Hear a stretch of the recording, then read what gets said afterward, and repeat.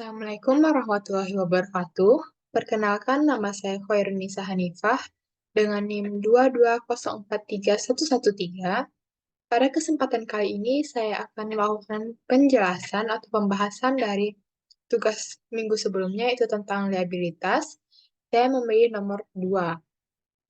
Baiklah, pertama-tama akan saya bacakan soalnya. Pada tanggal 1 Februari 2017, PT Senturi menerbitkan obligasi 8,8% dengan nilai nominal 15 juta rupiah. Tingkat bunga efektif 8,4%. Bunga ini dibayarkan setiap tanggal 1 bulan Februari. Obligasi ini berjangka waktu selama 3 tahun, dan pada tanggal 1 Oktober 2019, ditarik obligasi senilai 10 juta rupiah dengan kurs 101% yang tidak termasuk bunga berjalan. Diminta, yang pertama yaitu tentukan nilai wajar obligasi, yang kedua buat tabel amortisasi, yang ketiga catat transaksi sampai tanggal jatuh tempo. Baiklah, yang pertama yaitu menentukan nilai wajar. Ini dapat kita lihat, untuk menentukan nilai wajar, yang pertama kita harus mencari bunganya dulu, dan nilai wajarnya sendiri. Untuk mencari bunga, maka akan kita cari dengan 8,8% dikali 15 juta rupiah, dikali dengan 12/12 atau sama dengan 1, karena dia hanya satu kali pembayaran dalam tahun tersebut. Maka dihasilkan bunganya itu sebesar Rp1.320.000 per tahunnya. N ini yaitu sama dengan jangka waktu obligasi, yaitu yang berjangka waktu 3 tahun. I ini adalah bunga efektif, yaitu 8,4%. Selanjutnya yaitu kita akan mencari diskonto ataupun premium dari obligasi tersebut. Untuk mencari premium atau diskonto, ditentukan dari apakah nilai wajar itu besar dari nominalnya atau lebih kecil. Apabila lebih besar, maka akan didapatkan premium, dan apabila lebih kecil, maka akan didapatkan diskonto. Dapat kita lihat,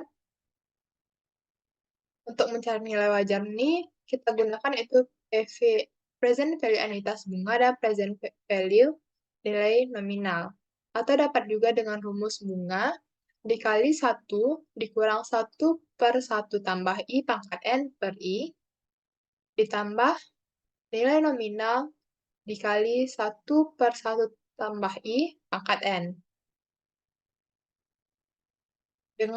Kalau dengan PV anuitas, yaitu kita cari dengan 1.320.000, yang dimana itu adalah bunga, dikali dengan 2,5558609, dimana ini didapatkan dari 1 dikurang 1 dibagi 1 ditambah 8,4% pangkat 3 dibagi 8,4%.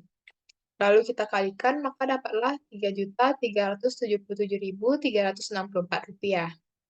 Dan untuk present value nilai wajarnya, yaitu dari nilai nominal, yaitu sebesar 15 juta rupiah, dikalikan dengan 0,785077, yang mana ini didapat dari 1/1 ditambah 8,4% pangkat 3. Maka dihasilkan sebesar Rp11.776.152.000. Untuk mendapatkan nilai wajarnya, maka kita jumlahkan PV anuitas bunga dan PV nilai nominal, yang hasilnya Rp15.153.517.000. Maaf, Rp15.153.517. Dapat kita lihat nilai wajarnya lebih besar dari nilai nominalnya. Otomatis, maka akan didapatkan premium. Apabila nilai wajar lebih kecil dari nilai nominal, maka akan didapatkan diskonto. Maka di soal ini kita dapat premium yaitu sebesar Rp153.517. Selanjutnya yang kedua itu membuat tabel amortisasi. Maka kita akan membuat dengan metode bunga efektif yang terdiri dari kolom tanggal, bunga dibayar, beban bunga, amortisasi premium, dan saldo hutang. Untuk bunga dibayar sendiri, itu kita cari dengan 8,8% dikali nilai nominal. Untuk beban bunga, kita cari dengan 8,4% dikali saldo hutang tahun sebelumnya. Untuk amortisasi premium, kita cari dengan bunga dibayar dikurang dengan beban bunga, dan saldo hutang kita cari dengan saldo hutang dikurang dengan amortisasi premium. Untuk 2017, karena dia itu menerbitkan obligasi di 2017, maka saldo hutangnya kita buat sesuai dengan nilai wajarnya, yaitu Rp15.153.517.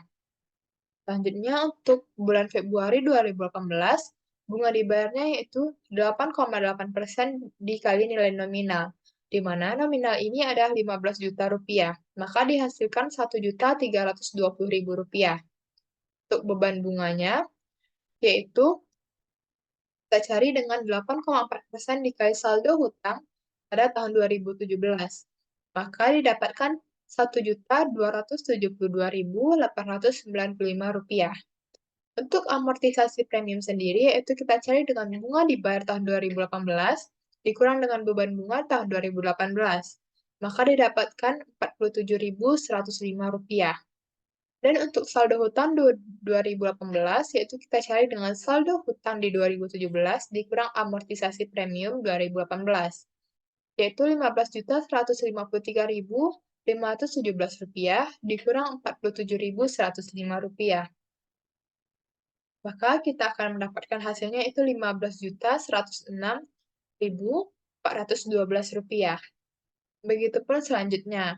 Untuk tahun 2019, bulan Februari, kita akan mendapatkan bunga dibayarnya sebesar Rp1.320.000. Beban bunganya yaitu Rp1.268.939. Dan amortisasi premiumnya sebesar Rp51.061. Serta saldo hutangnya Rp15.055.351. Dan untuk tahun 2020, bulan Februari, yaitu bunga dibayarnya masih sama dengan Rp1.320.000. Beban bunganya Rp1.264.649. Amortisasi premiumnya Rp55.351. Dan saldo hutangnya Rp15 juta. Karena saldo hutang ini harus sama dengan nilai nominal pada awalnya pada tanggal jatuh temponya atau pada akhir jangka waktunya. Apabila tidak sama, berarti terdapat kesalahan dalam menghitungnya. Tetapi apabila sudah sama, berarti itu sudah benar. Selanjutnya, yang diminta adalah membuat ayat jurnal. Untuk ayat jurnal pada bulan Februari 2017, yaitu kita akan buat dengan kas dan bank di debit sebesar Rp15.153.517 dan utang obligasi di kredit sebesar Rp15.153.517. Selanjutnya, pada tanggal 31 2017, kita harus melakukan penyesuaian bunga dan amortisasi. Beban bunga sendiri yaitu kita dapatkan dengan 11/12 dikali dengan Rp1.272.895, di mana Rp1.272.895 ini kita dapatkan dari beban bunga pada tahun 2018.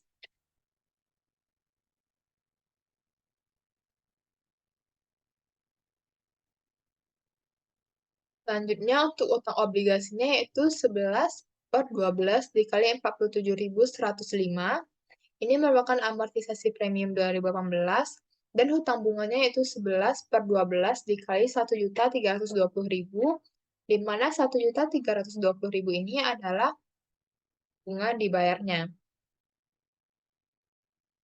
Untuk beban bunga hutang obligasi dan hutang bunga ini kita kalikan 11/12 karena dari Februari ke Desember itu terdapat 11 bulan. Di mana dapat kita hitung dengan Februari, Maret, April, Mei, Juni, Juli, Agustus, September, Oktober, November, dan Desember.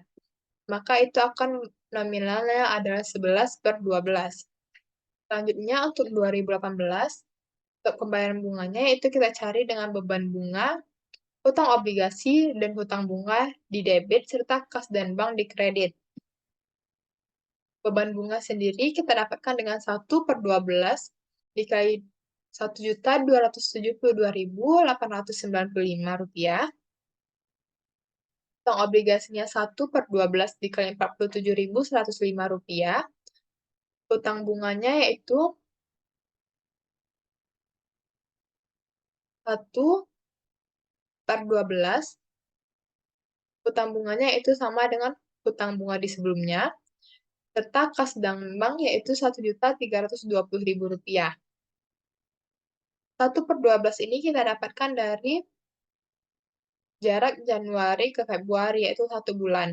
Maka di sini akan 1/12. Selanjutnya, untuk 31 Desember 2018, untuk penyesuaian bunga dan amortisasinya tidak sama dengan 2017, tetapi ini bedanya adalah pada angka 1.268.939-nya, di mana itu kita dapatkan dari beban bunga di tahun 2019. Serta Rp51.061 ini kita dapatkan dari amortisasi premium di 2019. Di mana ini tetap kita kalikan dengan 11/12. Karena seperti yang dikatakan sebelumnya, yaitu dari Februari ke Desember ini jaraknya adalah 11 bulan. Baiklah, selanjutnya itu untuk pembayaran bunga di 2019 bulan Februari, yaitu dengan beban bunga, utang obligasi dan hutang bunga di debit, serta kas dan bank di kredit. Dari beban bunga ini, itu kita dapatkan dari 1/12 dikali Rp1.268.939, di mana itu kita dapatkan dari beban bunga pada tahun 2019. Selanjutnya, utang obligasinya itu 1/12 dikali Rp51.061, di mana Rp51.061 ini kita cari dan kita dapatkan dari amortisasi premium di 2019. Dan hutang bunganya itu Rp1.210.000, serta kas dan banknya itu Rp1.320.000. Selanjutnya, dapat kita lihat di soal, di mana di soal yaitu pada tanggal 1 Oktober 2019 ditarik obligasi senilai Rp10 juta dengan kurs 101%, di mana tidak termasuk bunga berjalan. Maka, kita akan mencari yang pertama yaitu bunga berjalannya. Untuk bunga berjalan sendiri yaitu kita cari dengan 8/12 dikali Rp1.320.000. 8/12 ini yaitu kita dapatkan dari di mana bulan Februari ke bulan Oktober ini yaitu jaraknya ada 8 bulan. Yaitu Februari, Maret, April, Mei, Juni, Juli, Agustus, September, dan Oktober. Agustus dan September, di mana itu berjarak 8 bulan. Maka 8/12 dikali Rp1.320.000, maka akan menghasilkan Rp880.000. Selanjutnya adalah amortisasi. Amortisasi juga kita cari dengan 8/12 dikali Rp51.061, di mana Rp51.061 ini adalah amortisasi premium dari tahun 2019. Maka akan menghasilkan Rp34.041. Maka akan kita buat jurnal amortisasi premium untuk 5 bulan terakhirnya. Untuk 8 bulan terakhirnya,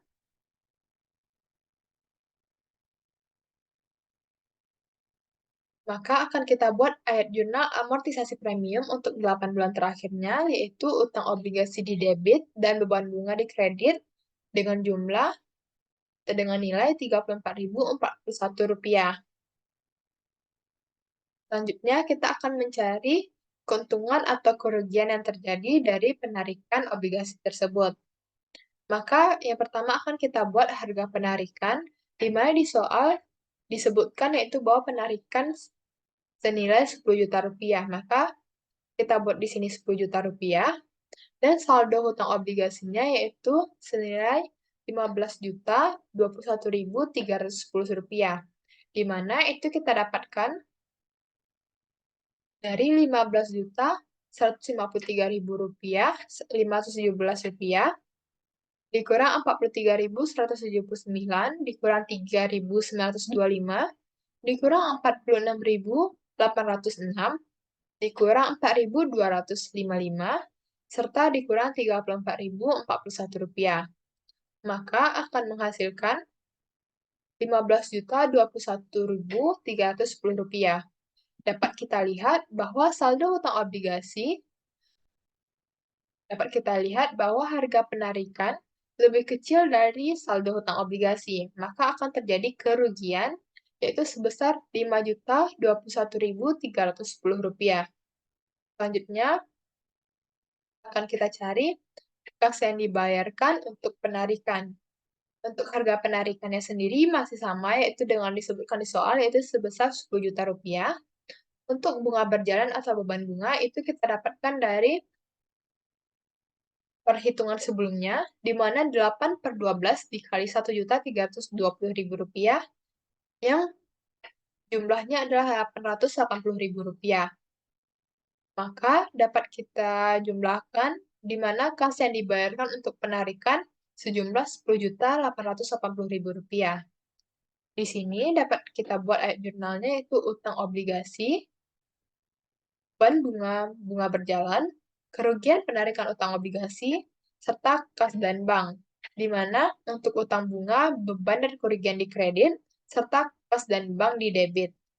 Untuk utang obligasi yaitu senilai Rp15.021.310, di mana ini sama jumlahnya dengan saldo hutang obligasi, dan beban bunga atau bunga berjalan yaitu Rp880.000, serta kerugian penarikan yaitu sebesar Rp5.021.310.